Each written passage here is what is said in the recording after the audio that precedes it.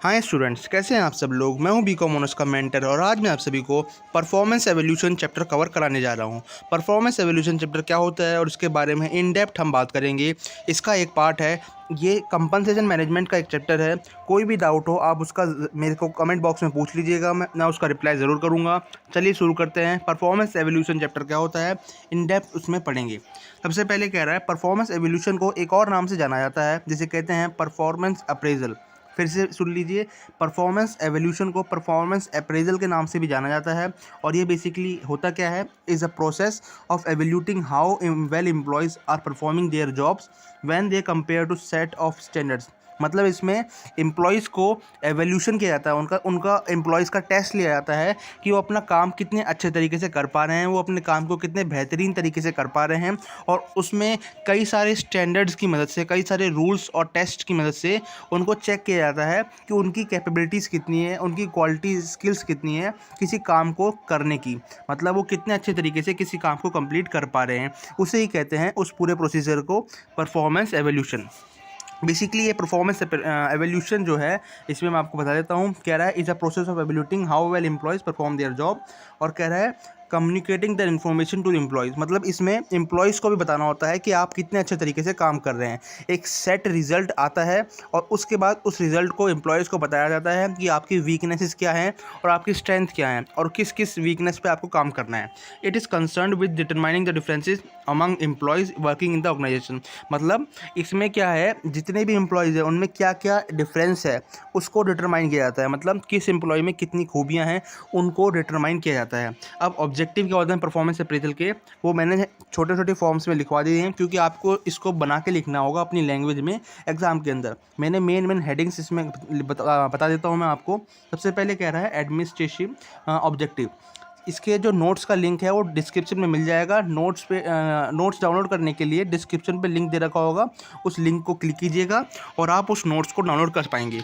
ठीक है। सबसे पहले कह रहा है administrative objective. Basically administrative objective होता क्या है, इसके अंदर 5 पार्ट हैं। पहला है प्रमोशन, दूसरा है ट्रांसफ़र, तीसरा है वेज एंड सैलरी एडमिनिस्ट्रेशन, चौथा है पर्सनल रिसर्च और पांचवा है training and development. Basically promotion क्या होता है, प्रमोशन में एम्प्लॉयज़ को रिवॉर्ड देते हैं अगर वो अच्छे तरीके से काम कर रहा है और कंपनी के लिए वो पूरी तरीके से अपना 100% एफर्ट लगा रहा है तो उसको प्रमोट कर दिया जाता है एक बेटर पोजीशन पे। मतलब वो अगर छोटी पोजीशन पे होगा तो उसको बेटर पोजीशन मिल जाती है, थोड़ी अच्छी उसकी सैलरी बढ़ जाती है और उसकी जो कंपनी के अंदर एक पोजीशन है, अथॉरिटी है, वो भी बढ़ जाती है। तो उसे कहते हैं प्रमोशन। बेसिकली ये एम्प्लॉयज़ को दिया जाता है ताकि वो अच्छी तरीके से मोटिवेटेड रहें हमेशा कि अगर अच्छा काम करेंगे तो उनको अच्छा क्या कहते हैं प्रमोशन मिलेगा। अब नेक्स्ट है ट्रांसफ़र। ट्रांसफ़र का मतलब अगर कोई एम्प्लॉय को एक डिपार्टमेंट से निकाल के दूसरे डिपार्टमेंट में डाल दिया जाता है उसे कहते हैं ट्रांसफ़र। मतलब एक एम्प्लॉय को एक डिपार्टमेंट से दूसरे डिपार्टमेंट में जब डालते हैं तो उसे कहते हैं ट्रांसफ़र। तो बेसिकली ट्रांसफ़र कभी किया जाता है जब एम्प्लॉयज़ की किसी डिपार्टमेंट में, स्पेशल डिपार्टमेंट में ज़रूरत हो या फिर कोई एम्प्लॉय एक डिपार्टमेंट के अंदर अच्छे से काम ना कर पा रहा हो तो उसका ट्रांसफ़र कर दिया जाता है। बेसिकली यही 2 कारण होते हैं ट्रांसफ़र के। अगर या तो ज़्यादा ज़रूरत हो किसी डिपार्टमेंट के अंदर या फिर वो एम्प्लॉय किसी एक पर्टिकुलर डिपार्टमेंट के अंदर अच्छी तरीके से काम ना कर पा रहा हो, अपनी परफॉर्मेंस बेटर ना दिखा पा रहा हो, तो इस वजह से उसका ट्रांसफ़र कर दिया जाता है। नेक्स्ट है wage and salary administration. Wage and salary administration के अंदर एम्प्लॉयज़ को उनकी वेज और सैलरी स्ट्रक्चर के अकॉर्डिंग उनको दिया जाता है सैलरी। समझ में आ रहा है आपको। मतलब एक वेज और सैलरी स्ट्रक्चर होता है, उसी के अकॉर्डिंग हर एम्प्लॉय को सैलरी मिलती है और हर लेबर को वेज मिलती है उसी के क्राइटेरिया के अकॉर्डिंग। तो ये वेज एंड सैलरी एडमिनिस्ट्रेशन कहलाता है। तो ये ऑब्जेक्टिव होते हैं परफॉर्मेंस एवोल्यूशन के कि अगर एम्प्लॉय कितना अच्छा काम करेगा उसके बेसिस पे भी उसको सैलरी मिलती है, उसके बेसिस पे उसको रिवॉर्ड्स मिलते हैं, इंसेंटिव्स मिलते हैं, बोनस मिलते हैं। ठीक है। नेक्स्ट है performance personal research. Personal research मतलब कंपनी के ग्रोथ के लिए वो अपने पर्सनल क्रिएटिविटी क्या कितनी दिखा रहा है। मतलब अगर किसी काम को करना है तो उसके वो अपने हिसाब से कितने क्रिएटिव आइडियाज़ लाता है मैनेजमेंट के सामने कितने नए तरीके लाता है जिससे किसी काम को अच्छे से करवाया जा सके। तो ये पर्सनल रिसर्च कहलाता है। ठीक है। तो ताकि वो कंपनी की ग्रोथ की तरफ वो फोकस कर रहा है। नेक्स्ट है training and development. Training and development के अंदर कोई एम्प्लॉय अगर कमज़ोर है किसी काम के अंदर या सारे के सारे एम्प्लॉयज़ को कोई नया टास्क सिखाना हो, उसके लिए उनको ट्रेनिंग और डेवलपमेंट कराया जाता है। मतलब उनको दूसरे बेटर स्किल्ड एम्प्लॉयज़ या टीचर्स के द्वारा सिखाया जाता है किसी काम को और वो उस काम को बेटर तरीके से परफॉर्म करते हैं। तो ये आता है ट्रेनिंग एंड डेवलपमेंट। नेक्स्ट कह रहा है self improvement objective. Self improvement objective क्या होता है बेसिकली, ये मैं आपको बता देता हूँ। सेल्फ इम्प्रूवमेंट ऑब्जेक्टिव, ये सबसे ऊपर वाले जो थे ऑब्जेक्टिव, वो सारे के सारे कंपनी के पर्सपेक्टिव से थे। कंपनी के पर्सपेक्टिव से मतलब कि अगर ये सारी चीज़ें फॉलो होंगी तो कंपनी को फ़ायदा होगा। लेकिन नीचे वाले जो ऑब्जेक्टिव्स हैं ये एम्प्लॉय के पर्सपेक्टिव से हैं। मतलब अगर ये सारे स्टेप्स अगर एम्प्लॉय फॉलो करेगा तो उसको क्या क्या फ़ायदे होंगे। तो परफॉर्मेंस एवोल्यूशन के क्या क्या ऑब्जेक्टिव्स होते हैं, क्या क्या उद्देश्य होते हैं, ये हम एम्प्लॉय के पर्सपेक्टिव से जान रहे हैं अब। पहला है help in guiding and correction of employees. मतलब एम्प्लॉयज़ को बताया जाता है कि वो किस चीज़ में गलतियां कर रहे हैं, उनकी वीकनेसेस, उनकी स्ट्रेंथ, और उनको गाइड किया जाता है कि वो किस तरीके से काम करें कि वो बेहतर बन पाएँ। क्योंकि अगर वो इस कंपनी को छोड़कर किसी दूसरी कंपनी में भी जाते हैं तो उनको वहाँ भी काम करना होगा और अपनी परफॉर्मेंस बेटर दिखानी होगी, और अगर वो कंटिन्यूसली ऐसे करेंगे तो उनकी बेटर ग्रोथ होगी। अब बी पॉइंट कह रहा है organise employee training need and programme in effective manner. मतलब एम्प्लॉय की ट्रेनिंग नीड्स और प्रोग्राम जो है उनको अच्छे तरीके से करवाना। आपको समझ में आ रहा है मैं क्या कह रहा हूँ? Organise employee training needs and programme in effective manner, जिससे क्या होगा, एम्प्लॉय बेटर तरीके से परफॉर्म करेगा किसी भी काम में। अगर कोई एम्प्लॉय किसी चीज़ में कमज़ोर है तो उसको ट्रेनिंग दी जाती है, यही कह रहा है। ट्रेनिंग प्रोग्राम्स होते हैं जिसके अंदर उनको एक्सेल सिखाया जाता है। अगर कोई एम्प्लॉय एक्सेल नहीं जानता, मान लो उसके पास कंप्यूटर ना हो, उसको एक्सेल पे काम करना ना आता हो, तो उसको एक्सेल सिखाया जाएगा। अगर उसको पावर पॉइंट ना आता हो तो पावर पॉइंट सिखाया जाएगा। और ये ट्रेनिंग प्रोग्राम्स चलते हैं जिससे कि एम्प्लॉयज़ बेटर हो जाएँ और कंपनी के लिए प्रोडक्टिव बन जाए। अगर उनको कोई काम दिया जाए, कोई टास्क दिया जाए तो वो तुरंत कंप्लीट कर लें, उसे कहते हैं organise employee training needs and program. Next है facilitate communication between employee and employer. मतलब कम्युनिकेशन तैयार करना एम्प्लॉय और एम्प्लॉयर के बीच में। मतलब अगर किसी एम्प्लॉय को कोई प्रॉब्लम हो तो वो हेजिटेशन ना करे एम्प्लॉयर से कहने में। मतलब एम्प्लॉयर और एम्प्लॉय के बीच में कनेक्शन हो, कोई भी डाउट हो उसको, एम्प्लॉय को, है ना, कि वो काम कर रहा है वहाँ पे, उसको कोई भी डाउट हो या किसी तरह की प्रॉब्लम हो तो एम्प्लॉयर से कम्युनिकेट करे और उसको बता सके, जिससे कि उसका प्रॉब्लम जो है, उसकी प्रॉब्लम वो सॉल्व हो सके जल्दी से जल्दी। तो ये डी पॉइंट है, कह रहा है also gives feedback to employees to improve their performance. मतलब वो ये घूम फिरा के सारे अलग पॉइंट बना रखे हैं। इनका मेन ऑब्जेक्टिव यही है कि एम्प्लॉयज़ को कैसे किस तरीके से बेहतर बना सकें। ये जो मैंने सारे नोट्स बनाए हैं ये एसओएल की बुक से बनाए हैं, और कुछ नोट्स जो हैं दूसरी बुक से भी बनाए हैं। एक अलग अलग सैम्पल पेपर्स आते हैं उनसे भी ये नोट्स को बनाया गया है। तो आपको इन नोट्स को पढ़ोगे तो अपनी तरफ से भी इसमें एग्ज़ाम में बना के लिख सकते हो आप, जिससे आपके बेटर मार्क्स आएंगे एग्ज़ाम के अंदर। सो ये नोट्स बनाने में थोड़ा टाइम तो लग जाता है, मगर ये एग्जैक्ट नोट्स हैं जो एग्ज़ाम में लिखोगे तो मार्क्स अच्छे मिलने ही हैं। कह रहा है help the supervisor to evaluate the performance of employees periodically. मतलब सुपरवाइज़र को हेल्प करता है कि वो एवेल्यूट कर पाए एम्प्लॉयज़ की परफॉर्मेंस। अब सुपरवाइज़र के अंदर भी कैपेबिलिटी होनी चाहिए कि वो एम्प्लॉयज़ को जांच पाए। अगर मान लो सुपरवाइज़र के पास ही कैपेबिलिटी ना होगी कि वो कैसे एम्प्लॉयज़ को एवेल्यूट करेगा, जांच पड़ताल करेगा कि वो किस तरीके से वो बेहतर काम कर रहे हैं, तो वो कैसे मतलब मार्क्स दे पाएगा, रेटिंग कैसे करेगा किसी एम्प्लॉय को कि वो बी ग्रेड का एम्प्लॉय है, वो ए ग्रेड का एम्प्लॉय हो, काफ़ी एक्सीलेंट एम्प्लॉय है या एवरेज एम्प्लॉय है। तो उसको उसके पास भी ऐसी कैपेबिलिटीज़ होनी चाहिए कि वो जज कर पाए किसी एम्प्लॉय को। ठीक है, सो ये सुपरवाइज़र को भी हेल्प करता है ताकि वो एम्प्लॉयज़ की परफॉर्मेंस को इवैल्यूएट कर पाए पीरियडिकली, मतलब मंथ वाइज, मतलब मंथली बेसिस पे वो ये काम कर पाए। तो कोई भी अगर प्रॉब्लम हो एम्प्लॉयज़ का सुपरवाइज़र को, तो वो अपने एम्प्लॉयर से बात करे और उसका डाउट सॉल्व हो। तो ये सारे के सारे एम्प्लॉयज़ के पर्सपेक्टिव से एक ऑब्जेक्टिव बनाया था जॉब एवोल्यूशन के। ठीक है, नेक्स्ट कह रहा है परफॉर्मेंस अप्रेजल का प्रोसेस क्या होता है। कोई भी डाउट हो आप मेरे से कमेंट में पूछ लीजिएगा, उसका रिप्लाई मैं आपको ज़रूर करूँगा। कह रहा है परफॉर्मेंस अप्रेजल का प्रोसेस क्या होता है। बेसिकली परफॉर्मेंस अप्रेजल जो होता है इसके कई सारे प्रोसेस होते हैं। पहला जो है इस्टेब्लिश परफॉर्मेंस स्टैंडर्ड्स। सो ये है, अब है performance appraisal process. Performance appraisal process basically होता क्या है, मतलब अगर किसी एम्प्लॉयर को, किसी कंपनी को, किसी एम्प्लॉयज़ की परफॉर्मेंस को चेक करना हो, आप समझ रहे हैं मैं क्या कह रहा हूँ, किसी एम्प्लॉयज़ की परफॉर्मेंस को जब चेक करना हो तो उस प्रोसीजर को कहते हैं परफॉर्मेंस अप्रेजल या परफॉर्मेंस एवोल्यूशन, जो मैंने बताया था। तो उसका प्रोसीजर क्या होता है अब वो हम बात करेंगे, मतलब उसका क्या क्या प्रोसेस होता है। सबसे पहले आपको किसी एम्प्लॉयज़ की परफॉर्मेंस को चेक करना है तो उसके लिए रूल्स बनाने होंगे। मतलब एम्प्लॉयज़ को चेक करने के लिए क्या क्या रूल्स होंगे उसकी ज़रूरत होती है। तो वो रूल्स बता रहा है, the appraisal process begin with the setting up of criteria to be use for appraising the performance of employees.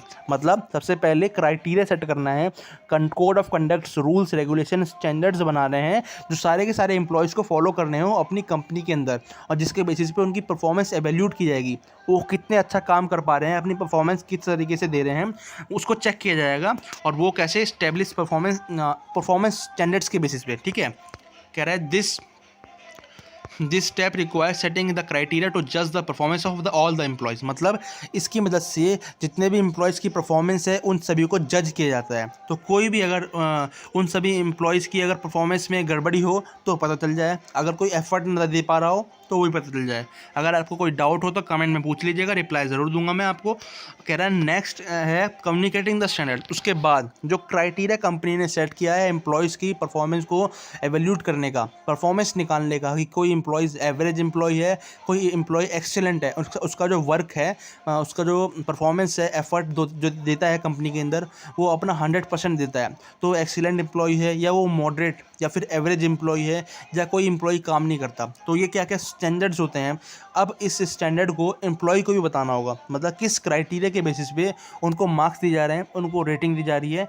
ये क्राइटेरिया भी एम्प्लॉयज़ को पता होना चाहिए अपनी कंपनी के अंदर अगर वो काम कर रहे हैं। आपको समझ में आ रहा है? मतलब अगर कोई एम्प्लॉय किसी कंपनी के अंदर काम कर रहा है तो उसको उसके क्राइटेरिया को पता होना चाहिए। अगर उसको क्राइटेरिया का पता होगा तो उसके बाद वो बेटर परफॉर्मेंस देगा। ठीक है, so another step is to inform all the standard to the employees and should be clearly explain to them. मतलब उन सभी रूल्स और स्टैंडर्ड्स को एम्प्लॉयज़ को पता होना चाहिए, और उसके बाद उनको क्लियरली एक्सप्लेन कर दो। अगर कोई डाउट हो उनको तो वो भी बता दें कि इस स्टैंडर्ड में ये प्रोसीजर इस्तेमाल होगा। ठीक है, it is responsibility of management to communicate the standard to employees of the organisation. मतलब ये मैनेजमेंट की रिस्पॉन्सिबिलिटी है कि सारे के सारे रूल्स को ऑर्गेनाइजेशन के एम्प्लॉयज़ को बताए। ठीक है, कि किस तरीके से आपकी परफॉर्मेंस को एवेल्यूट करेंगे, हम जांचेंगे कि आप कितना अच्छा काम कर रहे हो, कितने एफिशिएंटली कंपनी के अंदर आप प्रोडक्शन कर रहे हो और परफॉर्मेंस दे रहे हो अपनी। नेक्स्ट है मेजरिंग द एक्चुअल परफॉर्मेंस। इसके बाद सबसे पहले तो क्या है, रूल्स बनाने होते हैं। दूसरा नंबर क्या था कि आपको एम्प्लॉयज़ को बताना है उन रूल्स के बारे में। और तीसरा नंबर है कि आपको मेज़र करना है उनकी परफॉर्मेंस को, मतलब आपको उनकी एक्चुअल परफॉर्मेंस को मेज़र करना है। अगर आप उनकी परफॉर्मेंस को मेज़र नहीं कर पाओगे तो ये आपका प्रोसीजर क्या है, यही तो है मेज़र करना। इसमें अब आपको मेज़र करना है। तो ये कह रहा है another step is to measure the actual performance of employees through monitoring over them throughout the year. इसमें आपको पूरे के पूरे साल या मंथली बेसिस पे या ईयरली बेसिस पे मॉनिटर करना है कि वो कितना काम कितने जल्दी कर देते हैं और कितने एफिशिएंटली करते हैं। ये नहीं कि ये जल्दी जल्दी करते हैं, वो कितने एफिशिएंटली भी कर देते हैं। मतलब उनका इफ़ेक्टिवनेस और एफिशिएंटली कितनी जल्दी करते हैं वो ये देखना होता है, और कितने अच्छे तरीके से काम करते हैं, अपना एफर्ट 100% देते हैं किसी वर्क के अंदर। अगर उनको कोई पीपीटी पावर पॉइंट स्लाइड बनाने को दी जाए, है ना, तो वो कितने अच्छे तरीके से करते हैं। कंपनी के अंदर जो जो उनको जिम्मेदारी रिस्पॉन्सिबिलिटीज़ दी जाती हैं वो कितने अच्छे तरीके से थ्रू आउट द ईयर या मंथली बेसिस पे परफॉर्म करते हैं। तो ये पूरा का पूरा क्राइटेरिया सेट होता है जिसमें उनको मॉनिटर किया जाता है ईयरली बेसिस पे। ठीक है, नेक्स्ट कह रहा है this stage require the selection of appropriate techniques of measurement. मतलब इस स्टेज के अंदर एप्रोप्रिएट टेक्निक्स को मेजर किया जाता है। आपको समझ में आ रहा है? मतलब एप्रोप्रिएट टेक्निक्स की मदद से एम्प्लॉयज़ को मेजर किया जाता है, और taking care the personal bias does not affect the outcome. और उसके साथ साथ कहीं ऐसा ना हो कि कोई एम्प्लॉय किसी का खास है ना, मतलब जानने वाला है या फेवरेटिज्म है, तो उसके चक्कर में उसको ज़्यादा मार्क्स दे दिए, ज़्यादा रेटिंग दे दी। ऐसा ना हो, जो आउटकम है वो पर्सनल बायसनेस की वजह से, पर्सनल बायसनेस मतलब जान पहचान की वजह से कोई आउटकम पे इफेक्ट ना पड़े। वो जो आउटकम दिया जाए एम्प्लॉयज़ को, रेटिंग दी जाए, है ना, वो एग्जैक्ट रेटिंग हो, कोई उसमें हेर फेर ना हो। तो ये सारे के सारे क्या है, मेजरिंग द एक्चुअल परफॉर्मेंस के एक पार्ट है। अब कह रहे हैं comparing the actual performance with desired performance. सबसे पहला वाला प्रोसीजर क्या था, सबसे पहले आपको रूल्स बनाने हैं, कंपनी को रूल्स बनाने हैं जिस रूल्स को एम्प्लॉयज़ फॉलो करेंगे। दूसरा था एम्प्लॉयज़ को बताना है उन रूल्स के बारे में कि इस रूल्स के हिसाब से एम्प्लॉयज़ को जज किया जाएगा, उनके उस क्राइटेरिया के हिसाब से उनकी परफॉर्मेंस निकाली जाएगी। और तीसरा नंबर था उनकी परफॉर्मेंस को एवेल्यूट करना। हम खुद जो कंपनी है वो एम्प्लॉयज़ की परफॉर्मेंस को एवेल्यूट करेगी कि कितनी इफेक्टिवली एम्प्लॉयज़ काम कर रहे हैं। और फोर्थ नंबर का है परफॉर्मेंस एम्प्लॉयज़ की निकाल ली। इसके बाद अब उनको क्या करना है, उस एम्प्लॉयज़ की परफॉर्मेंस को डिज़ायर्ड परफॉर्मेंस से जज करना है। मतलब जो परफॉर्मेंस उन्होंने सोच रखी है कि इतनी आनी चाहिए थी, अपने मन में उन्होंने या कैलकुलेशंस के हिसाब से सोच रखा है कि इतनी परफॉर्मेंस होगी तो कंपनी की ग्रोथ होगी, उस परफॉर्मेंस के साथ उनको मैच करना है। अगर वो परफॉर्मेंस के साथ एम्प्लॉयज़ की परफॉर्मेंस ज़्यादा निकल रही है, मतलब एम्प्लॉयज़ की परफॉर्मेंस बेटर है as compare to desired performance, इसका मतलब एम्प्लॉयज़ इफेक्टिव है कंपनी के अंदर, अच्छे तरीके से काम कर रहे हैं। या फिर अगर कंपनी के अंदर डिज़ायर्ड परफॉर्मेंस ज़्यादा है ना, उन्होंने पहले से ही सोच रखा हो कि इतनी परफॉर्मेंस आनी चाहिए, प्रोडक्शन इतना होना चाहिए कंपनी के अंदर, या कंपनी जो है, कंपनी के एम्प्लॉयज़ जो हैं वो इतने अच्छे तरीके से काम करने चाहिए और एक्चुअल परफॉर्मेंस इतनी अच्छी ना हो, इसका मतलब एम्प्लॉयज़ बेटर तरीके से काम नहीं कर रहे, वो आपके जितने भी रूल्स हैं उन पे खरे नहीं उतर रहे। तो ये क्या है, comparing the actual performance with desired performance. Next है डिस्कसिंग रिजल्ट। इसके अंदर जो रिज़ल्ट हैं वो एम्प्लॉयज़ से डिस्कस कर दिए जाते हैं कि आप एम्प्लॉयज़ जितने जितने एम्प्लॉयज़ हैं उनका क्या रिज़ल्ट आया आखिरी में। मतलब कोई एम्प्लॉय एवरेज है, कोई एम्प्लॉय मॉडरेट है, कोई एम्प्लॉयज़ बेटर है किसी काम के अंदर, तो उनको बताया जाता है कि आपकी परफॉर्मेंस जो है इतनी अच्छी निकल के आई है, आपकी स्ट्रेंथ क्या है, आपकी वीकनेसेस क्या हैं और किस वीकनेसेस पे आपको ज़्यादा फोकस करना है जिससे आप बेटर बन पाएंगे। सो ये क्या है, डिस्कसिंग द रिज़ल्ट, जिससे कि क्या है, along with the deviation the reason behind them are also analyse and discussed. जो रीज़न की वजह से एम्प्लॉय कमज़ोर रह गया उसको डिस्कस किया जाता है and will enable the employee to knew about the strength and weaknesses. Next कह रहा है टेकिंग करेक्टिव एक्शन। मतलब करेक्टिव एक्शन मतलब एकदम सही एक्शन लेने होते हैं जिसके हिसाब से एम्प्लॉयज़ बेटर बने। तो पहला स्टेप मैंने आपको बता दिया, सबसे पहले रूल्स बनाएंगे जिसके हिसाब से एम्प्लॉयज़ की परफॉर्मेंस निकालेंगे।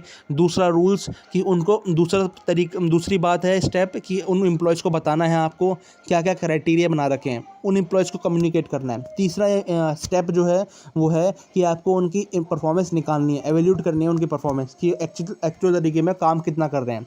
और चौथा है उसको मेज़र करेंगे डिज़ायर्ड परफॉर्मेंस के हिसाब से कि डिज़ायर्ड परफॉर्मेंस ज़्यादा है या एक्चुअल परफॉर्मेंस ज़्यादा है।